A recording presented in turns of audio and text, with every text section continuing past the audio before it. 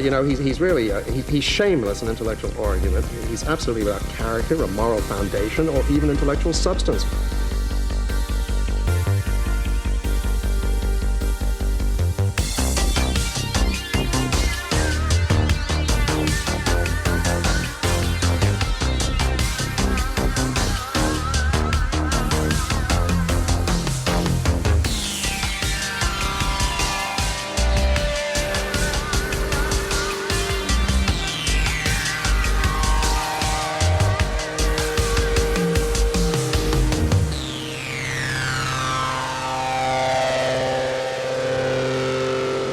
Welcome back to the Getting Lit podcast.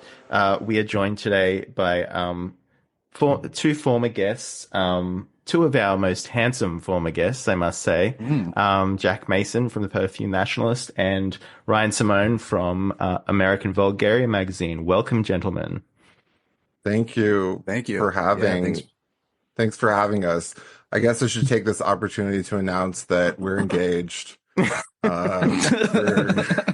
We're saying it here on Getting Lit podcast. Ryan and I are getting married, so I'll let you have the scoop. Amazing. Yeah. It's all the fans' dreams come true. They've been shipping Ryan and Jack for years, so it just feels so good. I mean, it feels so good to have it out. I love your guys' dynamic as well. Like the Proust episodes are they're the funniest episodes. I love them so much on TPN. How you just I haven't read them. Like, obviously no one's read Proust except for literally you two. So but we're the foremost experts on Proust. Yeah. So even academics and stuff who study Proust, they haven't read Proust. I'm convinced of it. They haven't read it. No one's read it. I mean, when you do it, you realize what a sham and what a lie it is that everyone says they have, because they only cite that first part about memories of the grandmother's house on the beach. Yeah, the cookie. That's all it is the cookie. It's all it is the cookie. But they fully act like they're talking about the rest of the 3,000-page book. And what the rest of the book is this circular, repetitive description of paranoia that your girlfriend is a lesbian and all other women in France are lesbians, and you keep her trapped in the apartment and think that every time she talks to another woman, she's doing something lesbian. And it's pretty psychotic. We are working on the last part right now to finally finish it, and it's starting to feel to me like trying to read, how schizophrenics who kill themselves will always have a 3,000-page manifesto. Yeah. It's starting to kind of feel like that to me. It does. It's funny because I have a friend right now who's having an episode of schizophrenia, and his current plot line is that his girlfriend's using his apartment as using sending secret messages to a secret lover in his apartment. And as this was going on, we're reading Proust, and it's the same exact thing. And it's he's in this meth-induced paranoia episode. Crazy how I can't wait to talk about it, but how little you get from reading the whole thing. It feels like you have to read it. I mean, you'll never feel satisfied until you do, but it's literally reading 2,000 pages of just bullshit about this girl being a lesbian. Yeah, it really is. Written by this is not a scenario. This is not a scenario anyone has ever related to. I've never heard of a straight guy thinking that their wife or whatever is constantly worrying about that. The only other piece of media that touches that is Chasing Amy with Ben Affleck, which is just a 90s fantasy of I haven't seen it in a while, but I guess kind of. And Friends, it was a 90s thing, but it was more because lesbianism had that shock. I'm watching Friends again right now, and the Ross's lesbian ex-wife, that's a Chasing Amy thing, but I'm really excited to see what the last volume holds, and the feeling of exhaustion of going through that book is nothing Nothing else on earth. Yeah, I love your approach to like giant tomes that are just like an exercise in sort of perseverance, and how you just like sign up for that and then you kind of love it but hate it at the same time. I love that kind of narrative that you have going whenever you're reading a giant tome like that. But today we're here to talk about, this is our Christmas special. So we're here to talk about Terrifier 3, which was, I think, the greatest Christmas movie this year. Oh, and Ryan's got his reindeer antlers on. Amazing. But yeah, so it's a Christmas movie. I guess we'll talk about the other films in the series as well, but we'll mostly talk about this one. Jack, you recently did an episode on all three of them, which was amazing. So we'll probably rehash some of that. I did want to talk about some of the Christian elements of it, which Jack has talked about before. But yeah, so what were our thoughts on this one going in? Like, Fresta, had you seen it before, or this was new to you? I'd seen 2 at the movies when it came out, and then I watched 3 for the first time last night. Yeah, and your fiance had to leave the house, right? Oh, yeah, when I told her, she's just like, I'm going to make plans. And She wasn't into it. Yeah, and she Did she came watch home the second early, one and it with was you? still... Nah, she doesn't want to watch any of them. She doesn't. Not She's really... down. She's not really into like horror and stuff. Like, she kept pestering me to watch The Substance, and I was like, oh, I wanted to watch Lost or something. And I was like, all right, fine, we'll watch The Substance. And then she just hated it, and I was like, oh, this is good. So she's kind of like learned a lesson to what she can handle. And I'm like, yeah, this is not bad at all. Like, you know. And since like watching like Melancholy de Angle, I feel like I'm just like inoculated to any kind of no movie can ever be like really that hot. Like, I always like, even going into the third one, I was like, oh, it's probably going to be pretty like crazy. And then I was just like, it's not that bad.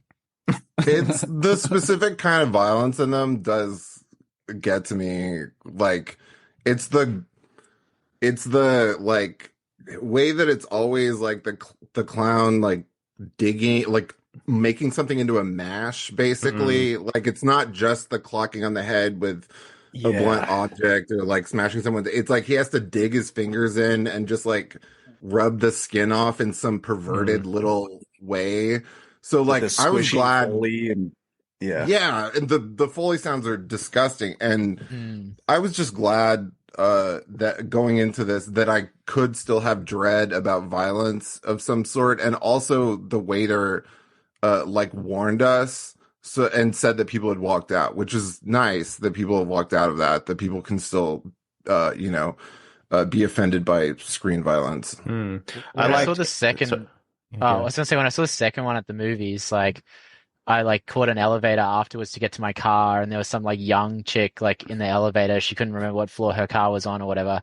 And then she was just like, at some point, she's like, I just want to get home after that fucking movie. Like, she genuinely seemed really distressed. Like, she was like 17 or something. So I was like, yeah, I guess if you're like normal and like, it is pretty like I still do think it's sinister, and it does have like kind of a disturbing feeling to it more than most movies do, for sure. But it's definitely not as like, I think I just still expect that I'm gonna like find it more horrible than it is.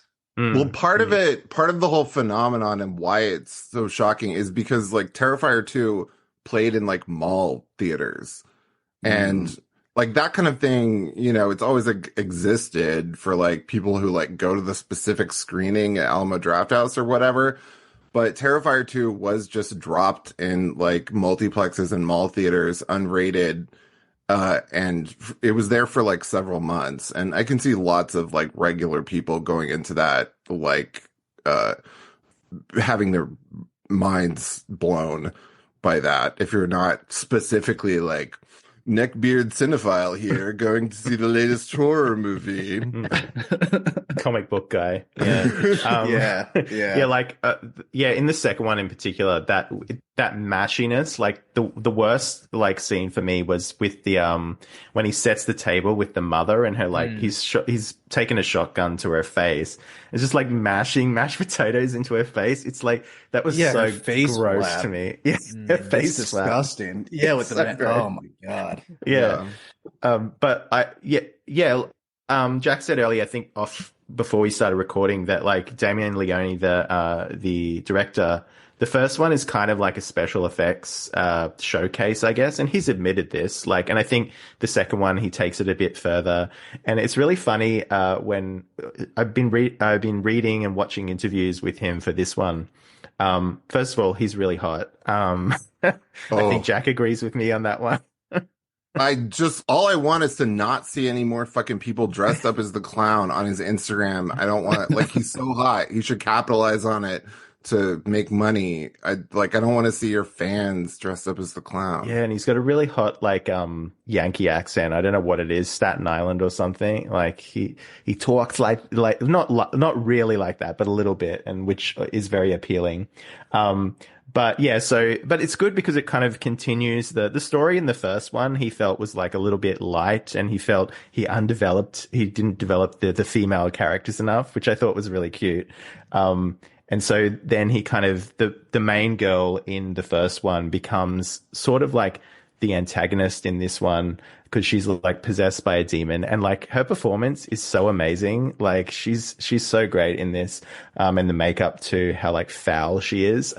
My favorite scene is the masturbating with the piece of glass, which is so gross. Like, and like it's this the Foley, like you're saying, the Foley artistry on this is so good. Like the kind of like squeaky, like, you know, glass on concrete sort of sound that like she's putting into a like demonic vag as she's masturbating with a piece of glass while art is killing someone. Really gross. Did you feel that was crypto transphobia? I did. Yes. I felt like that was supposed to be trannies. Like yeah. Kind of rubbing their nubs at murder with a piece of glass. Right. Yeah. After like going in the mirror and going, I'm ugly, or, you know. Yeah, and she kills herself and then just lays dormant for 5 years and wakes up and starts jerking it with a shard of glass. And the transphobe, I mean, it's kind of even there in the first one when like Art throws on like that chick's breasts and the hair and like looks like Marilyn Manson. It's like old school, like Marilyn Manson trans horror, you know? Well, there was a lot of mainstream experimentation with crypto transphobia this year with varying degrees of success. Like, Long Legs I did not find it good, like, at all, but it was clearly intended to be transphobic. I didn't watch that one. What was that one about? It was Nicolas Cage as a killer tranny child molester, but it's kind of so like gray and kind of like coward. They make it like a Silence of the Lambs remake, but like a bad like art horror remake. But it won't commit to the bit. Like they won't actually say that he's a child molester, so they just keep showing like these like Courtney Love like twisted dolls that he has, you know. And they add like a supernatural element, but clearly the whole point of this is, okay, that's supposed to be scary because it's a tranny and this is 2025, 24, whatever year it is.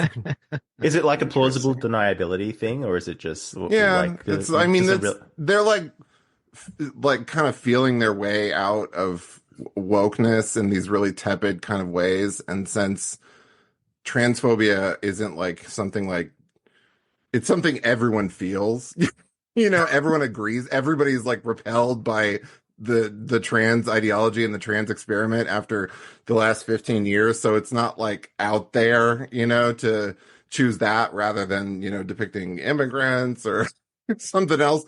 But they're just kind of, movies are still doing this plausible deniability thing with varying degrees of success, like that Nathan Fielder show earlier this year, The Curse, like that was just openly racist, but then they pretended they weren't doing it by giving it a supernatural gobbledygook Twin Peaks ending, which was bad. So they always have to do something to be like, just kidding, but that's just for dumb people. Like, you know. Yeah. White Lotus doesn't do the supernatural thing, but it does a similar thing like that. Like it's, you know, libtards can enjoy it, but it's sort of basically reactionary in its allows for themes dual and readings, kind of. Yeah, it's not exactly like a cop out, but it allows for a second interpretation. Well, it's like the first season, the plausible deniability thing was the black woman character who's upset about getting the envelope full of cash. And then the second season, because of the power of the first season, popularity of that, he was able to make a fully white second season. And nobody notices that that's problematic because there's it's like kind of the message is gay sex and like swingers, like people should swing. So to regular like straight people, like they watch that and they're like, this is HBO degeneracy. I would never swing, like, but that's the message is that you should like chill out or else you're going to be an uptight libtard. What I liked about this film as well, this film in particular, but the series as a whole, I think is how it like there's a sort of reverence for the horror tropes that you don't get in a lot of modern horror, which is all about like, let's deconstruct it. And like horror is supposed to be like a cathartic genre, like that there's all this gross stuff that happens, gore and terrifying things happen. And then through that, you come out the other end and you have some kind of catharsis from it. But I feel like, all these A24 things, which they just sort of a very, I just feel deflated after them. I don't feel like the cathartic release, it's just like, what are you trying to say here? Because they kind of, the message gets muddled sort of thing. And so, but I like the very clear, pristine message of Terrifier 3 in particular, which is very Christian, which, Jack, you've talked about. And I really liked the plot line of well, I didn't like it. I thought it was atrocious, but like it was interesting anyway that someone like basically just lifted your review from X.com and like said the same thing. Essentially, that was fake ass website. Yeah. Who's ever heard of that website? Like, what is this? It was like this like nebulous like gaming cinema. But it looked like official, and the author was like from Scotland and had like 800 followers. It's like, but it was just lifted completely. Did they just put your review into AI to reword it or something? That's exactly what it read like. Today. It was like, if you took, like all the things that like make me funny or whatever, which is like saying tranny or like just saying something racist, directly. If you take all that out and just like be a goody two shoes and be like, you might not expect this, but Terrifier 3 is actually the most Christian movie of the year. It's inspired by movies like Passion of the Christ and The Exorcist, which show a real crisis of faith and take faith seriously. And like, it's just like, if I were successful, like mainstream, like that's what I would have to do. But I'm not successful. And I have it's no annoying because I keep saying tranny and saying racist things. Well, like it's annoying because like those kind of websites, like directors and actors, whatever, will like retweet them or share them, and it's usually some massive like publishing company that pays writers like $15 per article to like dish something out in 30 minutes, and so it's just some nobody who writes these things up, just plagiarizing other websites and other shit. And it's just kind of nuts. It gets like that much airtime and that people share it on that level. Well, it's just a larger problem in that anything from the like our sphere, like the bad sphere, like people can just plunder and plagiarize all they want because nobody would dare to like give it credit in a mainstream platform. So they'll send you maybe they'll send you a DM, winky saying they like what you're doing, but they wouldn't actually promote you. So, it's like a built-in model where you can get gaslit if you point out the plagiarism afterwards. But no one's looking at Twitter. Like, they just get this shit from Twitter. Yeah. All those people are on Twitter. But what the interesting thing about that is that like I didn't see anyone defending it or whatever, like saying, oh, you might have in your quote tweets or whatever, but in terms of like, oh, it's pretty obvious that it's got Christian messaging. It's like, yes, I got one of those replies. Yeah. But it's like, but in like iconography and things like that, you've got like really obvious stuff. She fucking wears a crown of thorns at the end of the movie. And it's like, but that's not really the stuff that you're talking about, right, Jack? Like yours is way more kind of, sort of profound than that. like the viewer of Terrifier 3, if they have two eyes in their head, will notice that there is constant Christian imagery throughout the movie. But most like secular, atheistic, agnostic people watching movies do not think that it would be possible for a movie to have an actually Christian message on purpose. They just assume if they see that stuff, it's just a decoration, or it's being shown as a symbol of corruption or something. They just don't think it's possible that a movie would have that message. And this does, because the whole message of Terrifier 3 is that people who don't believe in good and evil are setting themselves up for demonic infestation, having their whole families murdered. Like, the whole thing is about how the girl's aunt, cousins, whatever, the family that she lives with, how they're all like kind of these like atheist, like therapy believer people who are kind of scared of her because of her experiences with the clown, and they know that she's medicated and they think that she's crazy, but they rationalize everything away, which allows them to be preyed on by these demonic entities that are straight from hell, like it says it in the movie.